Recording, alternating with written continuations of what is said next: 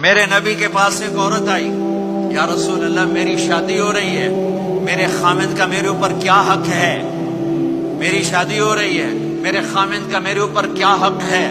میرے نبی نے فرمایا تیرے خامند کے جسم پہ زخم ہوں، زخموں میں گندا پانی پیپ بھر جائے اور تو زبان سے چاٹ چاٹ کے اس کے زخم صاف کرے تو بھی تو نے اپنے خامند کا حق ادا نہیں کیا۔